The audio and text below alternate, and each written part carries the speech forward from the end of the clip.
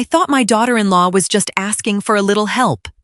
Then she walked into my kitchen with a spreadsheet of my home equity and casually told me she'd already spoken to a realtor about selling my house. That was when I realized this wasn't a request. It was a plan. "You're sitting on money we could use," Kendra said, slicing her roast beef with deliberate precision. She did not look up from her plate as she delivered the blow across my dining table.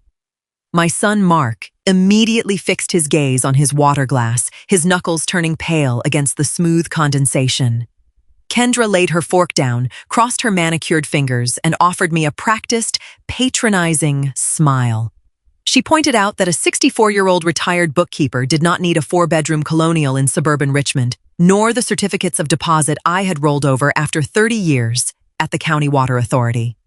She explained that starting their boutique landscape architecture firm required $70,000 in liquid capital, and family was supposed to function as an emergency reserve. I did not raise my voice, drop my fork, or offer a defensive ledger of my sacrifices. Instead, I carefully blotted my lips with a linen napkin, reached over, and moved the ceramic serving platter of roasted carrots away from her reach. "I appreciate your concern for my asset allocation, Kendra," I said, evenly setting the napkin beside my plate. "However, my retirement funds are structured precisely for my long-term independence, not unsecured venture seed funding."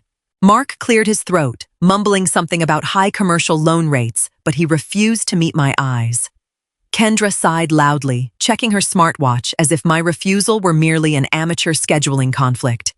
She leaned forward, resting her elbows on my table, and remarked that elderly hoarding often disguised itself as sensible caution. Rather than engaging in her debate, I stood up, cleared my own plate, and began rinsing it at the kitchen sink. I turned off the tap, dried my hands on a cotton towel, and turned back to the dining room with calm composure. I had kept ledgers balanced through 3 recessions, and I recognized deficit spending disguised as love. 2 days later, Kendra dropped off my 7-year-old grandson Toby for his usual Tuesday afternoon care. Instead of rushing back to her car, she walked straight into my kitchen and set a beige manila folder beside my tea canister.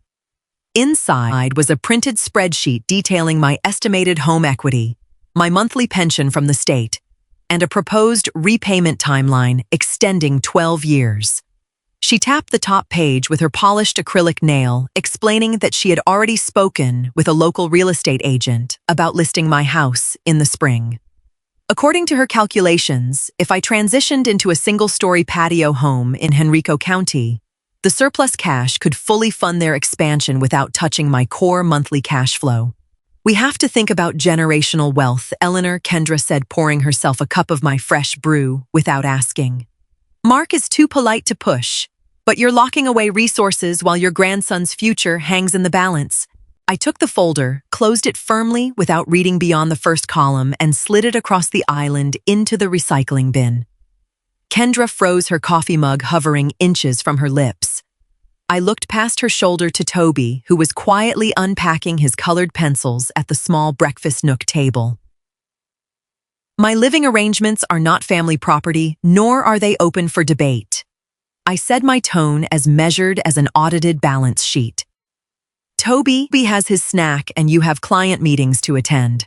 She stared at me, her jaw tightening as she realized her corporate presentation had failed to produce guilt. "You're being remarkably cold about this," she whispered, grabbing her leather handbag from the stool. She walked out, letting the screen door slam shut behind her. I sat beside Toby, opened his math workbook, and helped him count fractions, while my heart beat with steady, deliberate resolve. On Thursday morning, I drove down to the community center on Broad Street and enrolled in a weekly pottery workshop and a Tuesday library volunteer program.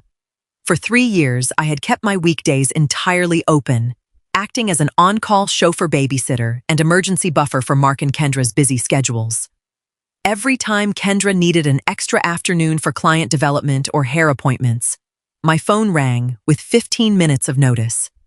By noon, I had finalized my schedule with the volunteer coordinator, ensuring my Tuesdays, Thursdays, and Saturday mornings were committed to cataloging local historical documents and attending studio classes. When Mark called at 3 that afternoon asking if I could pick Toby up from soccer practice, because Kendra had an unexpected design consult, I answered promptly. I'm at the studio until 5, Mark. I told him, holding the phone securely while setting aside a damp lump of sculpting clay. You'll need to coordinate with Kendra or pick him up yourself. There was a long, stunned silence on the other end of the line. Mom, you're always free on Thursdays, Mark said, his voice carrying the faint edge of panic he always displayed when forced to manage domestic logistics. Can't you just leave a little early? Kendra really needs this meeting. No, Mark. I made a commitment to the instructor here, I replied, keeping my voice gentle but unyielding. I am no longer maintaining an open-ended calendar. You two will need to adjust. He hung up after a curt goodbye, clearly flustered. I placed my phone back into my purse, wiped the white clay dust from my fingers, and returned to my wheel. For decades, I had mistaken constant availability for affection, allowing my time to be treated as free overhead. As I shaped the damp stoneware, I felt the first real sense of space opening in my own life. The family tension peaked the following Sunday during our quarterly brunch at the country club, an event Kendra insisted on maintaining despite their supposed capital shortage. As the waiter cleared the dessert plates, Kendra shifted the conversation back to their commercial ambitions. She spoke openly about the new commercial tractor and drafting software they needed, pitching the investment to the empty air around our table. When the waiter delivered the check, Mark reached for it out of habit, then glanced sideways at me with an unspoken pleading expectation. For years, I had picked up these lavish meals to ease their burden, but this afternoon, I kept my hands folded squarely in my lap. Kendra noticed the hesitation immediately. She leaned back against the plush velvet booth, sighing with theatrical disappointment. It must be wonderful to sit on a mountain of security and watch your only child struggle to build a legacy. She remarked loud enough for a neighboring table to turn. Mark works 80 hours a week while you keep 6 figures idling in low-yield accounts. A real family shares what they have to lift everyone up. I watched Mark slide his credit card into the leather folio, his face flushing crimson under the dining room chandeliers. He had the power to stop her rhetoric, yet he allowed his wife to turn every public gathering into a shakedown. I reached into my handbag, pulled out an exact $20 bill for my iced tea and fruit cup, and laid it neatly beside the centerpiece. Family should share, Kendra, I said, maintaining direct eye contact across the white tablecloth. That is an admirable principle. Perhaps you should tell me when your mother plans on sharing her recent windfall. Kendra's expression instantly hardened, the patronizing smile vanishing from her lips. She sat upright, her fingers digging into the edge of the polished mahogany table. Kendra's mother, Brenda, had sold a prime waterfront property in Virginia Beach 3 months earlier for over $400,000 in pure profit.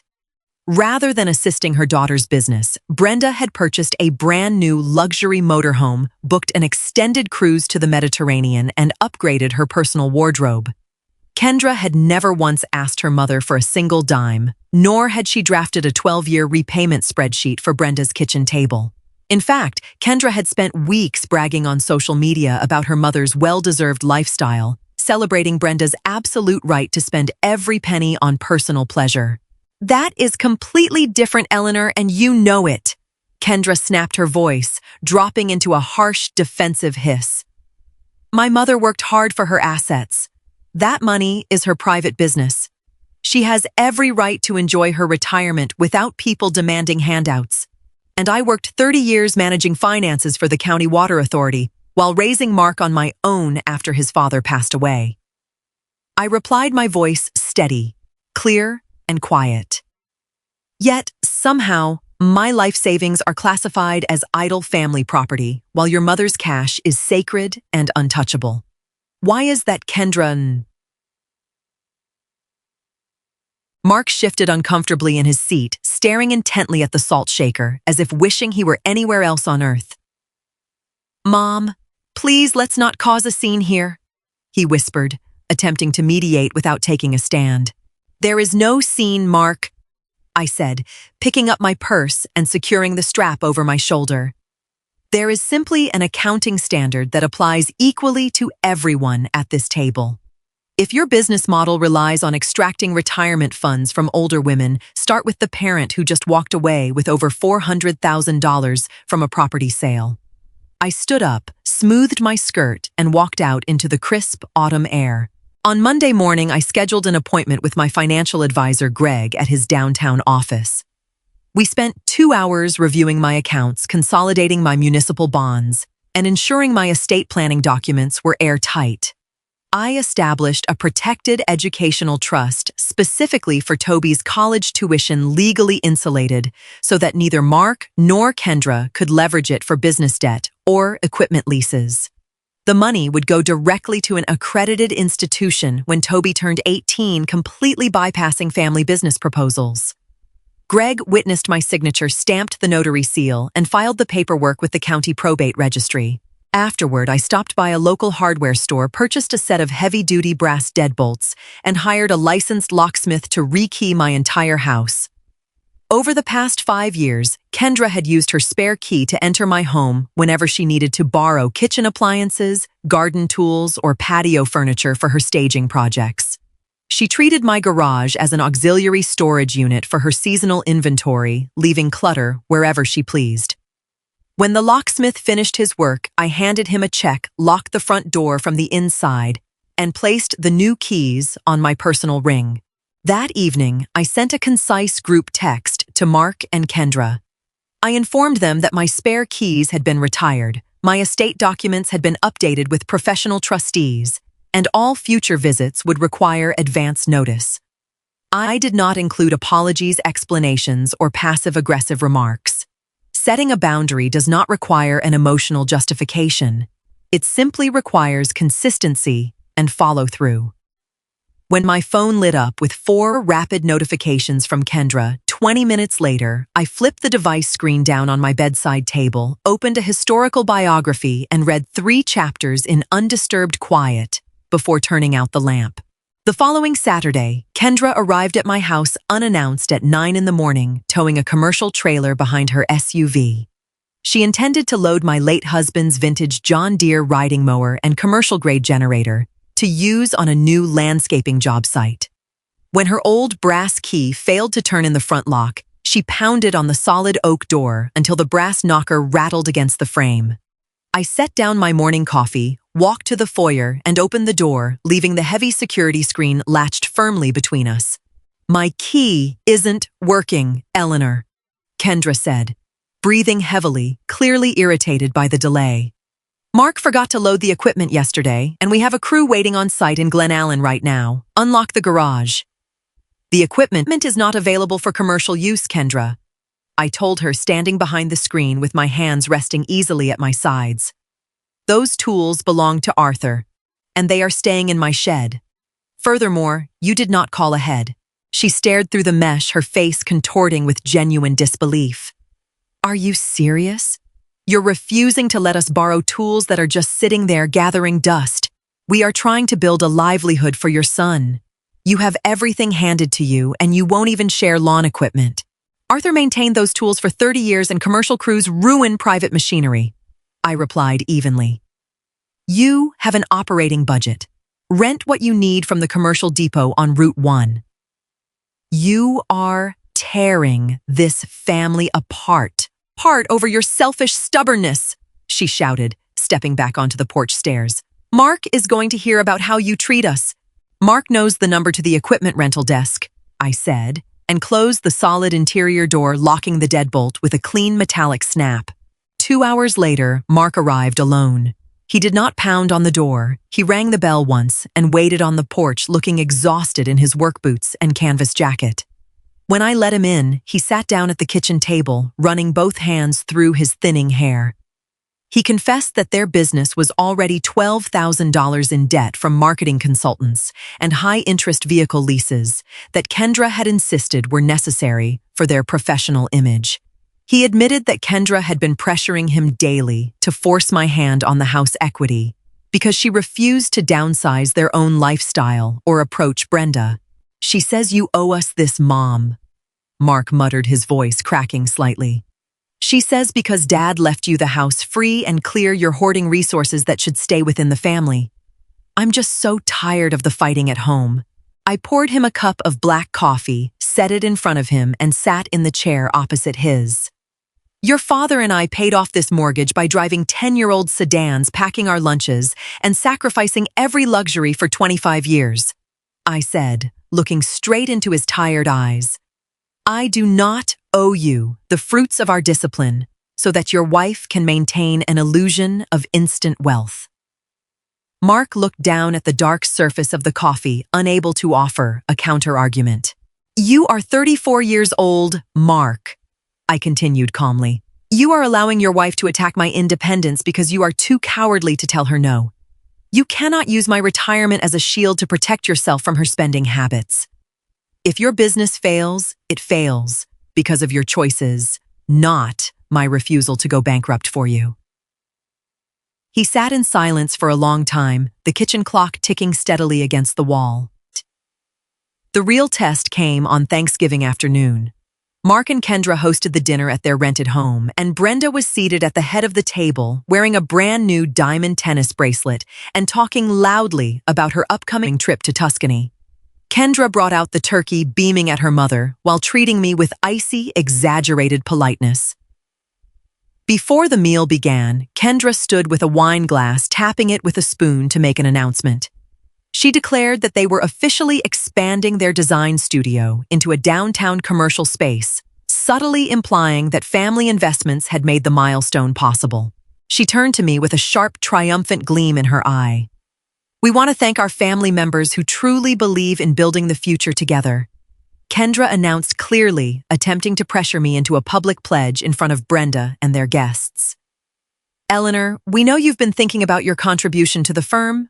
The dining room went completely silent. Mark looked down at his napkin, his face frozen in mortification.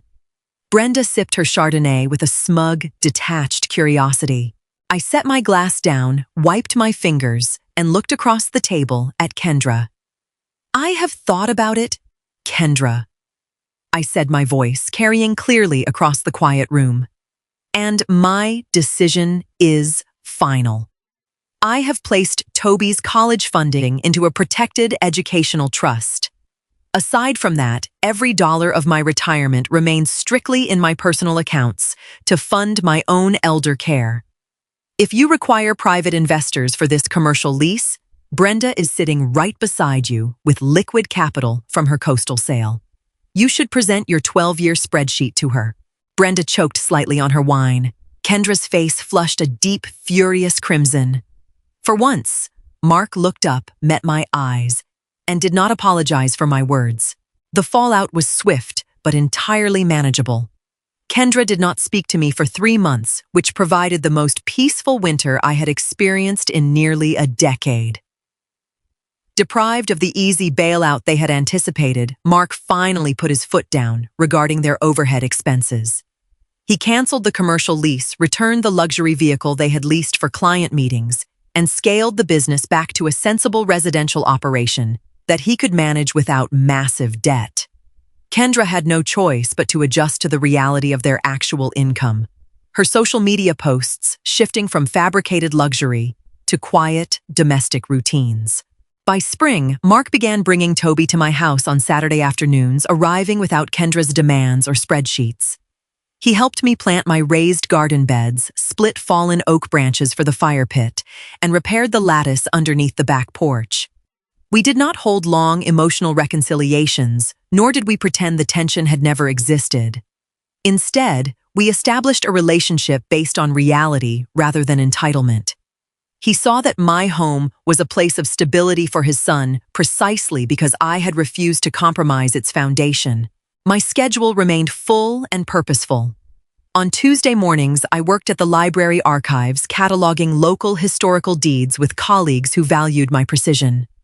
On Thursday afternoons, I shaped stoneware bowls in the pottery studio, my hands covered in wet clay, enjoying the quiet rhythm of the spinning wheel. My assets remained exactly where they belonged, supporting a dignified, independent life, without burdening anyone. When I sat on my front porch in the evenings watching the sunset filter through the dogwood trees, I felt no guilt, no anger, and no regret. I had protected my home, taught my son the value of accountability, and kept my dignity entirely intact.